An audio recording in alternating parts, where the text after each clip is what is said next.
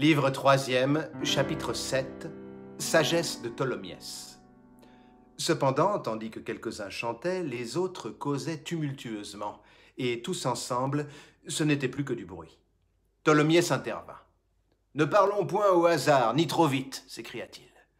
Méditons si nous voulons être éblouissants. Trop d'improvisation vide bêtement l'esprit. Bière qui coule n'amasse point de mousse. Messieurs, pas de hâte.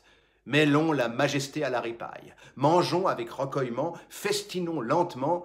Ne nous pressons pas, voyons le printemps, s'il se dépêche, il est flambé, c'est-à-dire gelé. L'excès de zèle perd les pêchiers et les abricotiers. L'excès de zèle tue la grâce et la joie des bons dîners. Pas de zèle, messieurs. Grimaud de la Reynière est de l'avis de Talleyrand.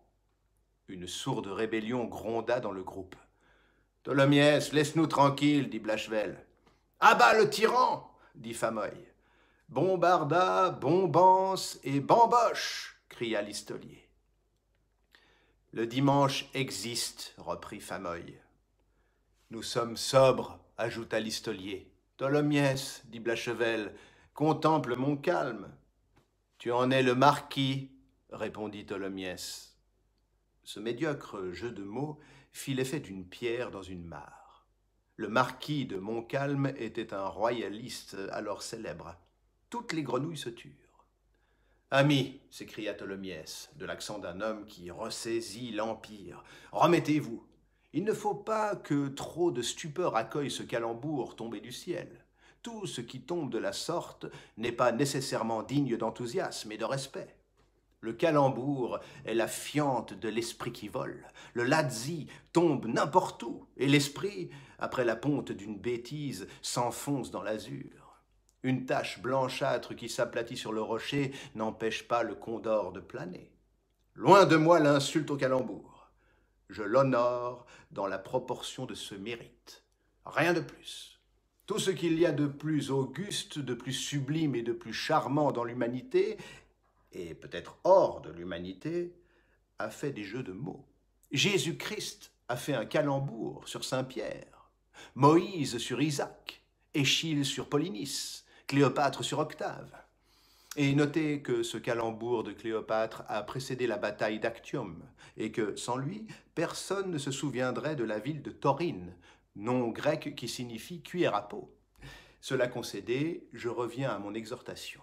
Mes frères, je le répète, pas de zèle, pas de tohu-bohu, pas d'excès, même en pointe, gaieté, liesse et jeux de mots. Écoutez-moi. J'ai la prudence d'Amphiaraüs et la calvitie de César. Il faut une limite, même au rébus. Est modus in rebus. Il faut une limite, même au dîner.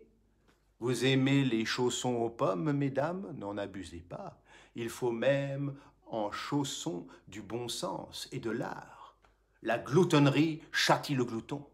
Goula punit goulax. L'indigestion est chargée par le bon Dieu de faire la morale aux estomacs. Et retenez ceci, chacune de nos passions, même l'amour, a un estomac qu'il ne faut pas trop remplir. En toute chose, il faut écrire à temps le mot fini. Il faut se contenir. Quand cela devient urgent, tirer le verrou sur son appétit, mettre en violon sa fantaisie et se mener soi-même au poste. Le sage est celui qui sait, à un moment donné, opérer sa propre arrestation. Ayez quelque confiance en moi.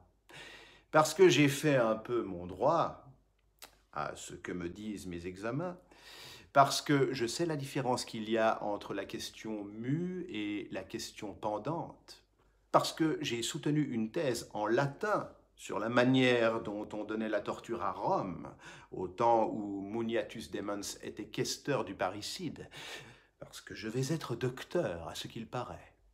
Il ne s'ensuit pas de toute nécessité que je sois un imbécile. Je vous recommande la modération dans vos désirs. Vrai comme je m'appelle Félix Tholomyès, je parle bien. Heureux celui qui, lorsque l'heure a sonné, prend un parti héroïque et abdique comme Sylla ou Origène. Favourite écoutait avec une attention profonde. « Félix, dit-elle, quel joli mot. J'aime ce nom-là. C'est en latin. Ça veut dire prospère. » Tholomyès poursuivit. « Quirites, gentlemen, caballeros, mes amis. Voulez-vous ne sentir aucun aiguillon et vous passer de lit nuptial et braver l'amour? Rien de plus simple. Voici la recette. La limonade, l'exercice outré, le travail forcé. Éreintez-vous. Traînez des blocs, ne dormez pas, veillez. Gorgez-vous de boissons nitreuses et de tisanes de nymphéa. Savourez des émulsions de pavot et d'anus catus. Assaisonnez-moi cela d'une diète sévère. Crevez de faim et joignez-y les bains froids, les ceintures d'herbe, l'application d'une plaque de plomb, les lotions avec la liqueur de Saturne et les fomentations avec l'oxycrate. J'aime mieux une femme, dit Listolier. La femme, reprit Tholomyès, méfiez-vous-en. Malheur à celui qui se livre au cœur changeant de la femme. La femme est perfide et tortueuse. Elle déteste le serpent par jalousie de métier. Le serpent, c'est la boutique en face. Tholomyès, cria Blachevelle, tu es ivre. Pardieu, dit Tholomyès. Alors sois gai, reprit Blachevelle. Et remplissant son verre, il se leva. Gloire au vin! Nunc te bace canam! Pardon, mesdemoiselles, c'est de l'espagnol. Et la preuve, señoras, la voici. Tel le peuple, telle futaille. La robe de Castille contient 16 litres, le Cantaro d'Alicante 12, l'Almude des Canaries 25, le Quartine des Baléares 26, la botte du Czar Pierre 30. Vive ce Czar qui était grand, et vive sa botte qui était encore plus grande. Mesdames, un conseil d'ami. Trompez-vous de voisins si bon vous semble. Le propre de l'amour, c'est d'errer. L'amourette n'est pas faite pour s'accroupir et s'abrutir comme une servante anglaise qui a le calus du scrobage au genou. Elle n'est pas faite pour cela. Elle erre gaiement, la douce amourette. On a dit, l'erreur est humaine. Moi je dis, l'erreur est amoureuse. Mesdames, je vous idolâtre toutes. Oh, Zéphine, oh, Joséphine, figure plus que chiffonnée, vous seriez charmante si vous n'étiez de travers. Vous avez l'air d'un joli visage sur lequel par mégarde on s'est assis. Quant à Favorite, ô nymphe et muse, un jour que Blachevelle passait le ruisseau de la rue Guérin-Boisseau, il vit une belle fille au bas blanc et bien tiré qui montrait ses jambes. Ce prologue lui plut et Blachevelle aima. Celle qu'il aima était Favorite. Oh, Favorite, tu as des lèvres ioniennes. Il y avait un peintre grec appelé Euphorion, qu'on avait surnommé le peintre des lèvres. Ce grec seul eût été digne de peindre ta bouche. Écoute, avant toi, il n'y avait pas de créature digne de ce nom. Tu es faite pour recevoir la pomme, comme Vénus, ou pour la manger, comme Ève. La beauté commence à toi. Je viens de parler d'Ève, c'est toi qui l'as créée. Tu mérites le brevet d'invention de la jolie femme. Oh, Favorite, je cesse de vous tutoyer parce que je passe de la poésie à la prose. Vous parliez de mon nom tout à l'heure. Cela m'a attendri. Mais qui que nous soyons, méfions-nous des noms. Ils peuvent se tromper. Je me nomme Félix et je ne suis pas heureux. Les mots sont des menteurs. N'acceptons pas aveuglément les indications qu'ils nous donnent. Ce serait une erreur d'écrire à Liège pour avoir des bouchons et à Pau pour avoir des gants. Miss Dahlia, à votre place, je m'appellerai Rosa. Il faut que la fleur sente bon et que la femme ait de l'esprit. Je ne dis rien de Fantine. C'est une songeuse, une rêveuse, une pensive, une sensitive. C'est un fantôme ayant la forme d'une nymphe et la pudeur d'une nonne, qui se fourvoie dans la vie de grisette, mais qui se réfugie dans les illusions, et qui chante, et qui prie, et qui regarde l'azur sans trop savoir ce qu'elle voit ni ce qu'elle fait, et qui, les yeux au ciel, erre dans un jardin où il y a plus d'oiseaux qu'il n'en existe. Oh, Fantine, sache ceci, moi, Tholomyès, je suis une illusion. Mais elle ne m'entend même pas, la blonde fille des chimères. Du reste, tout en elle est fraîcheur, suavité, jeunesse, douce clarté matinale. Oh, Fantine, fille digne de vous appeler Marguerite ou Perle, vous êtes une femme du plus bel Orient. Mesdames, un deuxième conseil, ne vous mariez point, le mariage est une greffe. Je la prends bien ou mal. Fuyez ce risque. Mais bah, qu'est-ce que je chante là? Je perds mes paroles. Les filles sont incurables sur l'épousaille.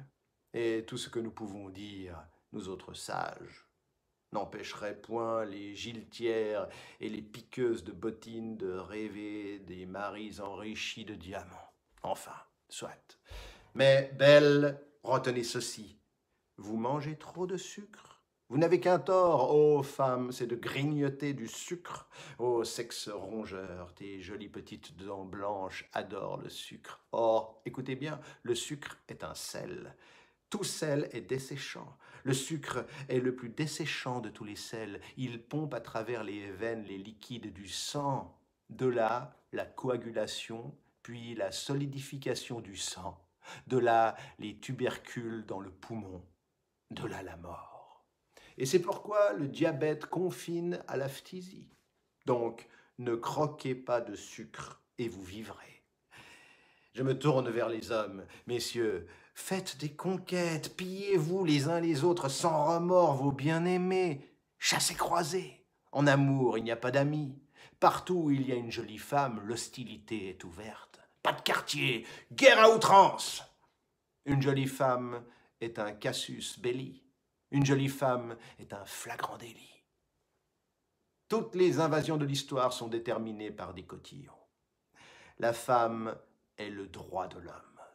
Romulus a enlevé les Sabines, Guillaume a enlevé les Saxonnes, César a enlevé les Romaines. L'homme qui n'est pas aimé plane comme un vautour sur les amantes d'autrui. Et quant à moi, à tous ces infortunés qui sont veufs, je jette la proclamation sublime de Bonaparte à l'armée d'Italie. Soldats, vous manquez de tout, l'ennemi en a. Tholomyès s'interrompit. Souffle, Tholomyès, dit Blachevelle. En même temps, Blachevelle, appuyé de Listolier et de Fameuil, entonna sur un air de complainte une de ces chansons d'atelier composées des premiers mots venus, rimés richement ou pas du tout, vides de sens comme le geste de l'arbre et le bruit du vent qui naissent de la vapeur des pipes et se dissipent et s'envolent avec elle. Voici par quel couplet le groupe donna la réplique à la harangue de Tholomyès.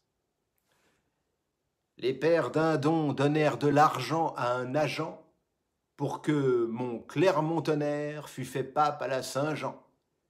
Mais Clermont ne put pas être fait pape, n'étant pas prêtre. Alors leur agent rageant leur rapporta leur argent. Ceci n'était pas fait pour calmer l'improvisation de Tholomyès. Il vida son verre, le remplit et recommença. À bas la sagesse! Oubliez tout ce que j'ai dit. Ne soyons ni prudes, ni prudents, ni prud'hommes. Je porte un toast à l'allégresse. Soyons allègres. Complétons notre cours de droit par la folie et la nourriture, indigestion et digeste. Que Justinien soit le mâle et que Ripaille soit la femelle. Joie dans les profondeurs, vie aux créations. Le monde est un gros diamant. Je suis heureux. Les oiseaux sont étonnants.